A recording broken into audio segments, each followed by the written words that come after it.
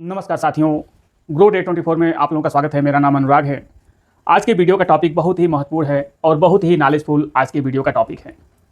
आज के वीडियो में हम लोग जानेंगे 25,000 की सैलरी से 5 करोड़ कैसे बना सकते हैं।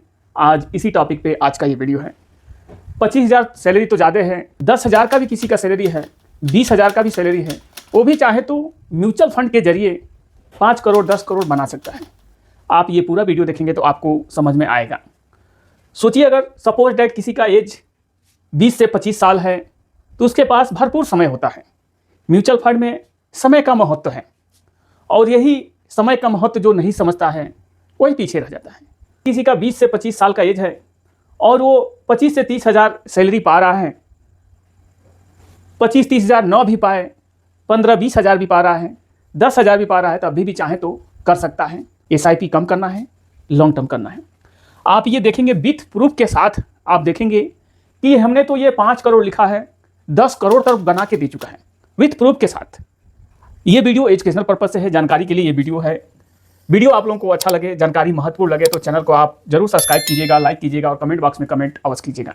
सपोज सोचिए, अगर किसी का 20 साल का एज है, 25 साल का एज है, तो 55-60 साल की एज तक वो काम करता है। कोई भी आदमी 55-60 साल की एज तक काम करता है, यानी 30 से 35 साल तक नौकरी करता है।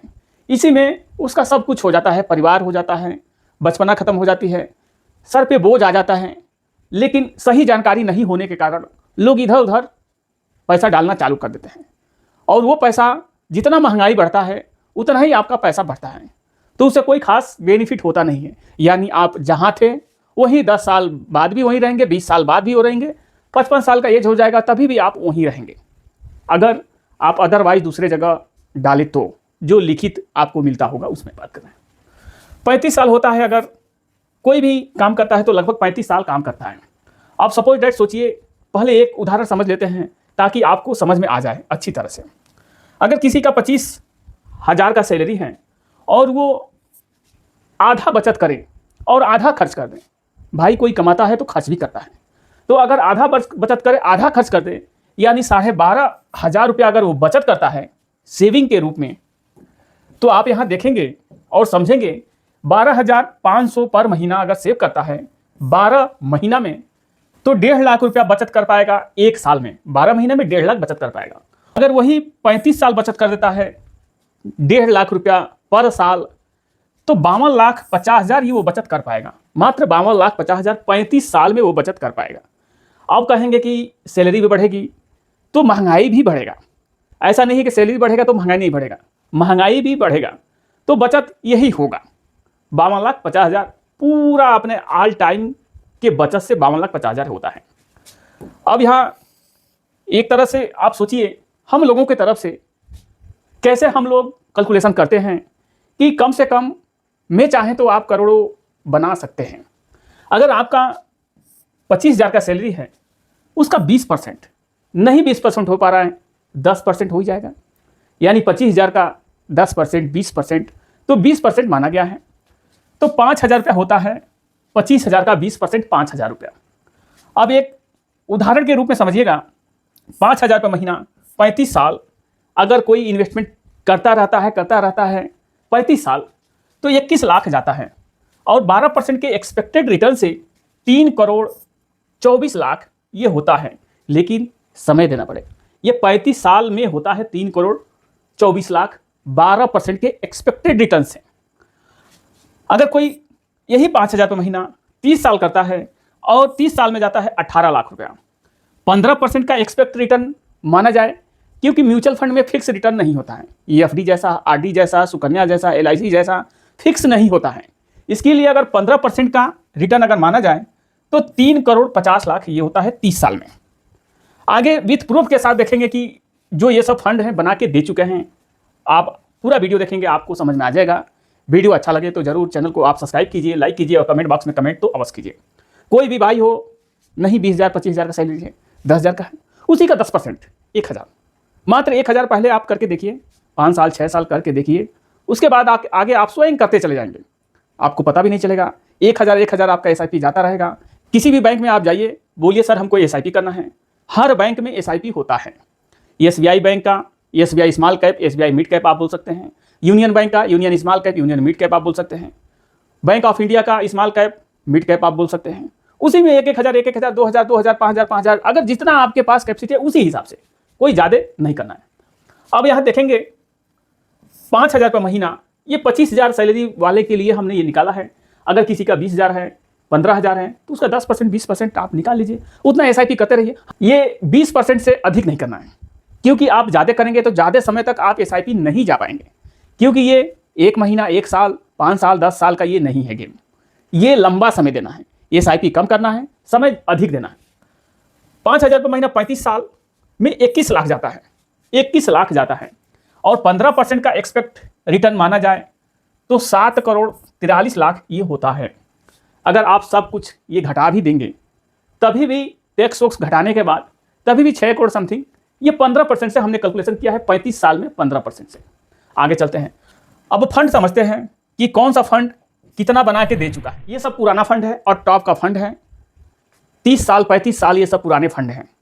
आप देखेंगे तो आपको समझ में आ जाएगा। यहाँ आप देखेंगे निप्पॉन इंडिया मिड कैप, इस फंड में AUM है 43,966 करोड़ रुपया। इतना पैसा ये फंड मैनेज करता है।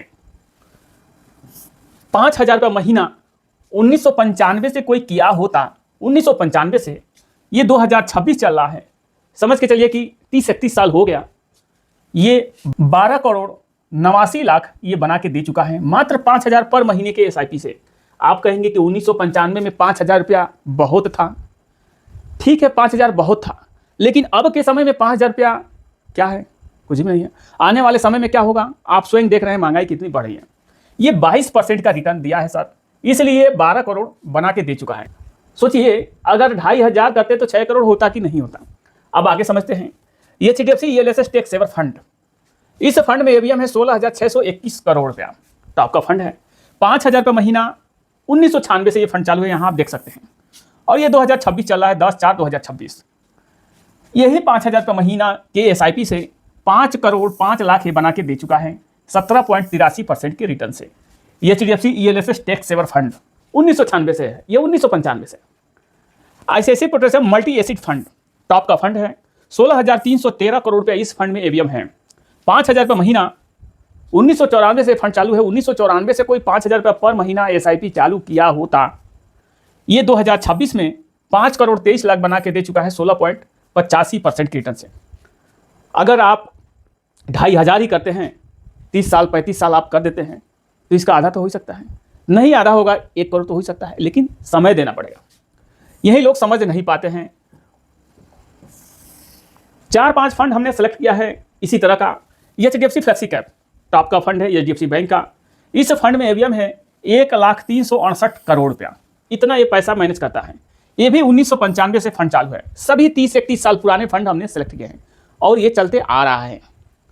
5,000 रुपये महीना 95 से कोई इसमें डाला होता, 20% के रिटर्न से 10 करोड़ ये बना के दे चुका है। सोचिए अगर 1,000 ही तभी से SIP किया होता, सोचिए तो यहाँ 2 करोड़ होता कि नहीं होता। अगर 1,000 का SIP किया होता तो आने वाले समय में भी आज से यदि आप SIP करते हैं 30-35 साल में, तो जो दिया है पीछे पास्ट में, फ्यूचर में भी हो सकता है। ये HDFC बैलेंस एडवांटेज फंड, 5,000 रुपये महीना 1994 से ये फंड चालू है, ये 2026 चल रहा है, आप देख सकते हैं 10/4/2026, 7 करोड़ 72 लाख बना के दे चुका है, 18% के रिटर्न से। ये सभी टॉप के फंड हैं और सभी पुराने फंड हैं, ऐसा नहीं कि ये नए फंड हैं ताकि आपको समझ में ना आए, सभी पुराने फंड हैं। आप गूगल पे सर्च कर सकते हैं, जहाँ से चाहें वहाँ से आप निकाल सकते हैं। आप इन सब में 100 रुपये से SIP कर सकते हैं, 500 रुपये पर महीना से SIP कर सकते हैं। 500 रुपये पर महीना कीजिए, 40 साल 45 साल 1 CR समथिंग हो सकता है। फिक्स रिटर्न नहीं होता है, यही बात होती है, फिक्स रिटर्न नहीं होता है, इसमें मैच्योरिटी कुछ भी नहीं होता है। Nippon India growth fund mid cap में है। अगर सोचिए ये फंड जो फर्स्ट में हमने बताया था वही फंड है, निप्पॉन इंडिया ग्रोथ फंड। 1,000 रुपये महीना 1995 से कोई किया होता, अगर किसी का 10,000 सैलरी है, 15,000 सैलरी है, तो उसमें से 1,000 तो बचा ही सकता है कोई भी आदमी। अगर 15,000 का भी सैलरी है, 10,000 का भी सैलरी है, तो 1,000 तो बचा ही सकता है। अब सोचिए ये 2 करोड़ 57 लाख बना के दे चुका है, 22% के रिटर्न से, जो हमने आपको फर्स्ट में बताया।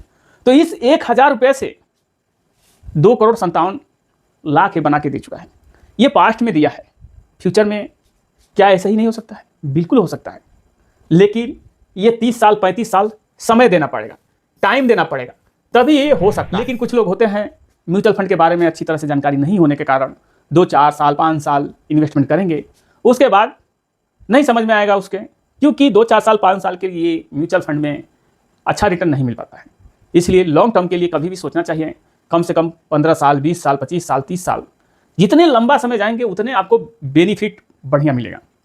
वही लोग लंबा समय नहीं जा पाते हैं, बीच में से निकल जाते हैं लोग, क्योंकि उनके पास टाइम नहीं होता है।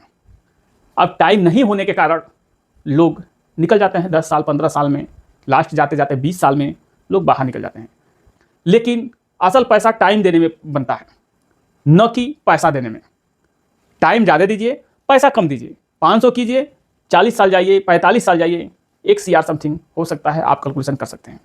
आशा करूंगा कि इस वीडियो में आप लोगों को अच्छी जानकारी मिली होगी कि मात्र 500 से भी आप SIP कर सकते हैं। लंबा समय सोचिए, कम कीजिए, लॉन्ग टर्म कीजिए। वीडियो आप लोगों को अच्छा लगा हो, जानकारी महत्वपूर्ण मिला हो, तो चैनल को आप कृपया सब्सक्राइब कीजिएगा, लाइक कीजिएगा और कमेंट बॉक्स में कमेंट अवश्य कीजिएगा। मिलते हैं ऐसे जानकारी के साथ अगले नए वीडियो में। जय हिंद, जय भारत।